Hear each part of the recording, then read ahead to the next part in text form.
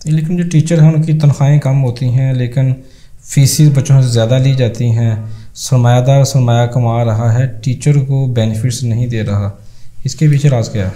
अच्छा, इसमें ना एक चीज़ बड़ी अहम है। देखिए, जब सरमायादारी आती है ना तो उसमें एक चीज़ मुश्किल होती है सिर्फ। अब आप कहेंगे कि एक टीचर है, क्या वो मुश्किल है? नहीं। फिर उसके बाद अथॉरिटीज़ हैं, जैसे कि प्रिंसिपल है या वाइस प्रिंसिपल है या जो बाकी डिग्निटरीज जो हैं वो सारे के सारे, क्या वो मुस्तकिल हैं? नहीं। क्या सरमायादार मुस्तकिल है? वो मुस्तकिल है नहीं, सरमायादार भी मुस्तकिल है। वो भी चेंज होते रहते हैं। वो भी चेंज होता रहता है। मुस्तकिल क्या है? सरमाया मुस्तकिल है।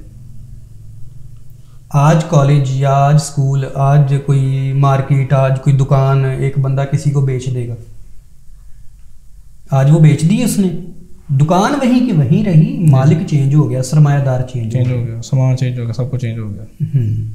सब कुछ, सेल्समैन चेंज हो जाते हैं, वहाँ बैठे हुआ जो मैनेजर है, जस्ट लाइक प्रिंसिपल, वो चेंज हो जाता है, फिर वो ऊपर जो डायरेक्टर है, मालिक है, वो चेंज हो जाता है। एक चीज़ मुश्किल रहती है और वो क्या है? सरमाया। तो फिर जो ऊपर होगा ना, जो दोनों हाथों से समेटने की कोशिश करे, वो कहेगा यार आने दो, जितना आता है आने दो, बस जल्दी जल्दी जल्दी जल्दी। उस दौड़ में वो क्या करेगा? किसी को आगे आने ही नहीं देगा।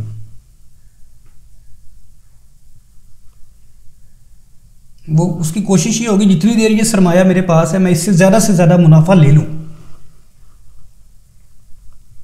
उसके लिए वो क्रश करना पड़े ना, ग्राइंडर में डाल के कर देगा, उसको परवाह नहीं होगी, क्योंकि उसकी अपनी लेक्सेस चलनी है भाई। आप लोगों की 70 या 150 का पेट्रोल डालेंगे, 2 दिन निकल जाएगी, उसकी लेक्सेस है, जो TX है, डाले हैं उसके पास, ठीक है। वो कैसे चलेंगे ये बताएंगे? उसको ज़्यादा चाहिए, जिसको कहते हैं कि पेट भी बड़ा तो भूख भी बड़ी, तो इसलिए ना उसमें उसका भी कसूर नहीं है, उसको चाहिए तो वो रखता है पास।